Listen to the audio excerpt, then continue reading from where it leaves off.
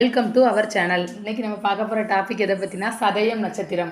இந்த சதயம் நட்சத்திரத்தில் பிறந்தவங்களோட வாழ்க்கை ரகசியத்தை பற்றி தான் நம்ம பார்க்க போகிறோம். நீங்கள் நம்ம சேனலை ஃபஸ்ட் டைம் பார்க்குறவங்களா இருந்தால் சேனலை சப்ஸ்கிரைப் பண்ணிக்கோங்க. கூடவே பக்கத்தில் இருக்க பெல் பட்டனையும் கிளிக் பண்ணிக்கோங்க. அப்போ தான் நம்ம போடுற வீடியோ உங்களுக்கு உடனுக்குடன் அப்டேட் ஆகும். வாங்க நண்பர்களே, வீடியோக்குள்ளே போகலாம். சதயம் நட்சத்திரம் இது நட்சத்திரங்களோட வரிசையில் 24வது இடத்தை பெறுகிறது. இந்த சதய நட்சத்திரத்தின் அதிபதி ராகு பகவான் ஆவார். இது ஒரு அழி இனமாக கருதப்படுகிறது. இது கும்ப ராசிக்குரிய நட்சத்திரமாகும். உடல் பாகத்தில் முழங்கால், கணுக்கால் போன்றவற்றை இந்த சதய நட்சத்திரம் ஆளுமை செய்கிறது. இந்த நட்சத்திரத்தில் பிறந்தவர்களுக்கு பெயர் வைக்க வேண்டிய முதல் எழுத்துக்கள் கோ, ஷ, ஷி, ஷு ஆகியவை. தொடர் எழுத்துக்கள் தோ, தவ் ஆகியவை ஆகும்.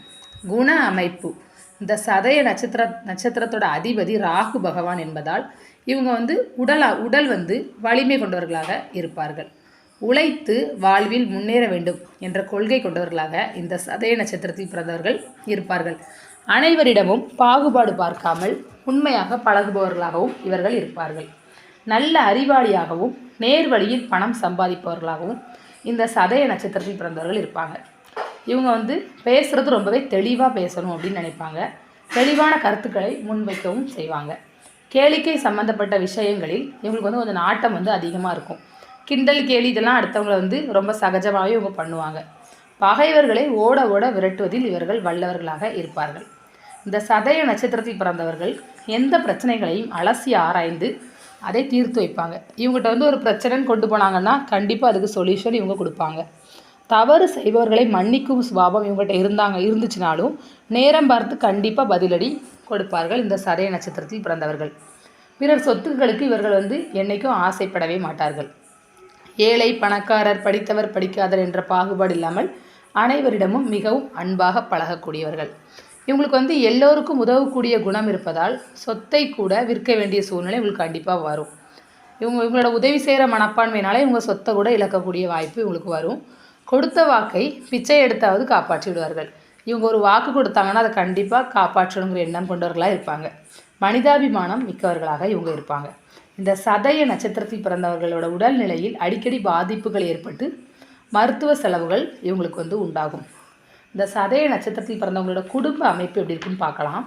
சதய நட்சத்திரத்தில் பிறந்தவர்கள் மனைவிக்கு அடங்கி நடப்பது போலும் பிள்ளைகளுக்கு அதிக சுதந்திரம் கொடுப்பது போல் நமக்கு பார்க்குறவங்களுக்கு தோணும். ஆனாலும் தட்ட வேண்டிய இடத்துல இவங்க கரெக்டாக தட்டி வச்சுருப்பாங்க. குடும்பத்தில் உள்ளவங்களை உடன் பிறந்தவர்களுக்காகவும் பெற்றோர்களுக்காகவும் உற்றார் உறவினர்களுக்காகவும் எதையும் தியாகம் செய்யக்கூடிய மனப்பான்மை கொண்டவர்களாக இவங்க இருப்பாங்க. தன் சொத்தையே விற்றி போண்டியாகி கூட நிற்பாங்க உறவினர்களுக்காக பெற்றோர்களுக்காகவும். ஆனால் இவங்க வைத்திருக்கும் பாசத்தை போல் அவர்களுக்கும் இருப்பாங்களா அப்படிங்கிறது சொல்ல முடியும். ஏன்னா வாங்குற வரை இவங்ககிட்ட வாங்கிட்டு பின்பு இவங்களை ஒதுக்கி வச்சுருவாங்க. அந்த மாதிரி தான் இருப்பாங்க இவங்கள்ட்ட பழகிறவங்க. எனவே இவர்களுக்கு ஏமாற்றமே மிஞ்சும். இவங்க வச்சுருக்க பாசம் அந்த உறவினர்களோ அவங்க பழகக்கூடியவர்களோ வச்சுருப்பாங்களான்னு சொல்ல முடியாது. பெண்களால் அதிகம் விரும்பப்படுபவர்களாக இருப்பாங்க. சில நேரங்களில் தடமாறவும் வாய்ப்புகள் அதிகம். 18 வயது வரை வாழ்வில் பிரச்சனைகளை சந்தித்தாலும் படிப்படியாக முன்னேறி வாழ்வின் உச்சியை அடைவார்கள். சமுதாயத்தில் ஒரு முக்கிய மனிதராகவும் காட்சியளிப்பார்கள். தொழில்: இந்த சதய நட்சத்திரத்தில் பிறந்தவர்கள் தன் சுய சிந்தனையுடன் செயல்படுவார்கள். கற்றறிந்தவர்களின் சொல்படி நடப்பவர்களாக இருப்பார்கள். சம்பாதிக்க வேண்டும் என்ற பெரிய குறிக்கோளுடன் செயல்படுபவர்களாக இருப்பாங்க. வெளியூர் வெளிநாடுகளுக்கு சென்று லாபம் சம்பாதிப்பதுடன் பல சாதனைகளையும் இவர்கள் புரிவார்கள்.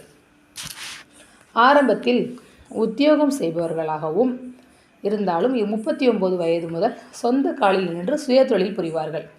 பைலட், தொழிலதிபர்கள், தொழிற்சங்க தலைவர்களாக இவர்கள் இருப்பார்கள். சிலர் ஸ்டீல் கார் தொழிற்சாலை, சாயப்பட்டறை, பனியன் கம்பெனி, விமான நிலையம் கட்டுவது, கடலுக்குள் பாலம் கட்டுவது போன்ற துறைகளில் கண்டிப்பாக சாதிப்பார்கள். கனரகங்களை விற்பது, அனல் மின் நிலையம் கட்டுவது, மேம்பாலம் கட்டுவது, சாலை அமைப்பது போன்றவற்றில் திறமையாக செயல்பட்டு பலரின் பாராட்டுகளை கூட பெறுபவர்களாக இருப்பாங்க. இந்த மாதிரி தொழிலெலாம் இவங்களுக்கு கண்டிப்பாக அமையும். வேறு தொழில் பார்க்குறவங்க இந்த மாதிரி தொழில் கண்டிப்பாக செய்யலாம். இந்த சதய நட்சத்திரத்தில் பிறந்தவர்களுக்கு எந்த மாதிரியான நோய் வரும்னு பார்க்கலாம். கொஞ்சம் முன்கோபம் இவங்கள்ட்ட அதிகம் இருக்கும். இதனால் இதய துடிப்பு அதிகரித்து உயர் இரத்த அழுத்தம் இவங்களுக்கு உண்டாகக்கூடிய வாய்ப்பு இவங்கள்ட்ட அதிகமாகவே இருக்கும். ஹார்ட் அட்டாக்கும் அதனால் வரலாம். தோல் நோய்களும் வர வாய்ப்பு இவங்கள்ட்ட வந்து இருக்குது அதிகமாக. திசை பலன்கள். சதய நட்சத்திராதிபதி ராகு பகவான் என்பதால் இந்த நட்சத்திரத்தில் பிறந்தவர்களுக்கு முதல் திசையாக வரும் ராகு திசையின் மொத்த காலங்கள் 18 வருடங்கள் என்றாலும் பிறந்த நேரத்தை கணக்கிட்டு மீதமுள்ள தசாபுத்திகளை பற்றி அறியலாம். ராகு நின்ற வீட்டதிபதி பலம் பெற்று அமைந்துவிட்டால் கல்வியில் ஈடுபாடும் நல்ல நடத்தையும் குடும்பத்தில் சுபிட்சமும் உண்டாகும். ராகு நின்ற வீட்டதிபதி பலமிழந்திருந்தால் பெரியோர்களை மதிக்காத நிலை, கல்வியில் ஈடுபாடற்ற நிலை, பாவ சொற்களை பேசும் அமைப்பும் உண்டாகும். இரண்டாவதாக வரும் திசை குரு திசை என்பதால் மொத்தம் 16 வருடங்கள் நடைபெறும். இக்காலகட்டங்களில் கடந்த கால பிரச்சனைகள் விலகி கல்வியில் முன்னேற்றமும் பெற்றோருக்கு பெருமையும் சேரும். குடும்ப சூழலும் இந்த நேரத்தில் வந்து சிறப்பாக அமையும். மூன்றாவதாக வரும் திசை சனி திசை. இதோட காலங்கள் 19 வருடங்கள் ஆகும். இத்திசை காலங்களில் பொருளாதார உயர்வும் அசையா சொத்தும் சேரும். பழைய பொருட்களால் அனுகூலமும் வேலையாட்களின் ஆதரவும் கிட்டும். நான்காவதாக வரும் புதன் திசை 17 வருடங்கள் ஆகும். இக்காலங்களில் எடுக்கும் முயற்சிகளில் வெற்றியும் பூர்வீக வழியில் அனுகூலமும் பிள்ளைகளால் மேன்மையும் கிட்டும். உற்றார் உறவினர்களும் ஆதரவாக செயல்படுவார்கள். ஐந்தாவதாக வரும் கேது திசை 7 வருடங்கள் நிறைவேறுவதால் ஏற்ற இறக்கமான பலன்களை அடைய முடியும். விருட்சம். சதய நட்சத்திரத்தில் பிறந்தவர்களின் ஸ்தல விருட்சம் கடம்ப மரமாகும். இம்மரமுள்ள ஸ்தலங்களை வழிபாடு செய்வது நல்லது. இந்த நட்சத்திரத்தை அக்டோபர் மாதம் இரவு 11 மணி அளவில் உச்சி வானத்தில் காணலாம். சதய நட்சத்திரத்தில் பிறந்தவர்கள் செய்ய வேண்டிய நல்ல காரியங்கள்: திருமணம், குழந்தைக்கு பெயர் வைத்தல், கல்வி கற்க ஆரம்பித்தல், கிரகப்பிரவேசம் செய்தல், வீடு கட்டுதல், ஆடு மாடு வாங்குதல், விதை விதைத்தல், தானியம் வாங்குதல் போன்றவைகள் ஆகும். இந்த சதய நட்சத்திரத்தில் பிறந்தவங்கள் வழிபாடு செய்யப்பட வேண்டிய ஸ்தலங்கள்: பிச்சாண்டார் கோயில், திருச்சிராப்பள்ளிக்கு வடக்கில் 6 கிலோமீட்டர் தொலைவில் உள்ள உத்தமர் கோயில். பிரம்மா சரஸ்வதிக்கு தனி சன்னதி உள்ளது. இதில் வந்து வழிபாடு பண்ணலாம். கடம்பர் கோயில், கரூர் மாவட்டம் குளித்தலை அருகில் உள்ள தட்சிண காசியில் கடம்பவனநாதராக ஈசர் முளையம்மையோடு காட்சி தரும் ஸ்தலம். கூடல், மதுரை மாநகரில் உள்ள வைணவ திவ்ய தேசம். அஷ்டாங்க விமானத்தில் வீற்றிருந்து நின்ற மற்றும் சூரிய நாராயணன் 3 கோலங்களில் காட்சியளிக்கிறார். கடம்பனூர், முருகப்பெருமான் 5 தலங்களில் சிவ பிரதிஷ்டை செய்ய வழிபட்ட கோவில் கடம்பனூர். பெருங்கடம்பனூர், ஆதிக்கடம்பனூர், இளம் கடம்பனூர், வாலிக்கடம்பனூர் ஆகியவை ஆகும். இத்தலங்களில் முருகன் வடக்கு நோக்கி காட்சி தருகிறார்.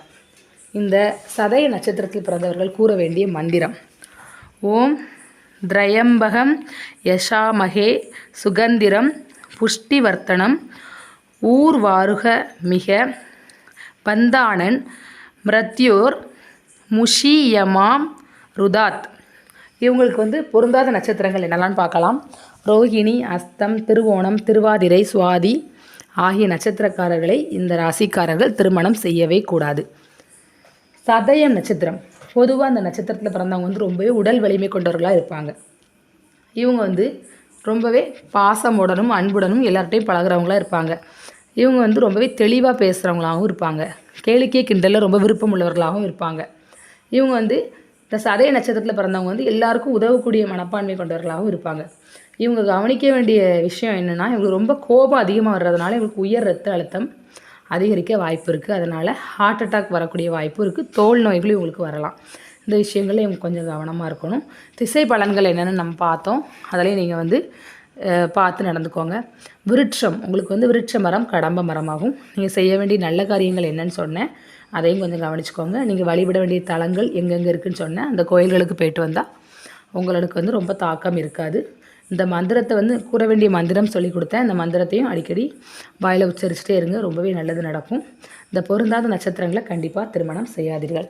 ஓகே நண்பர்களே, உங்களுக்கு இந்த வீடியோ பிடிச்சிருந்துச்சுன்னா கண்டிப்பாக லைக் பண்ணுங்கள், ஷேர் பண்ணுங்கள், கமெண்ட் பண்ணுங்கள். Thank you friends.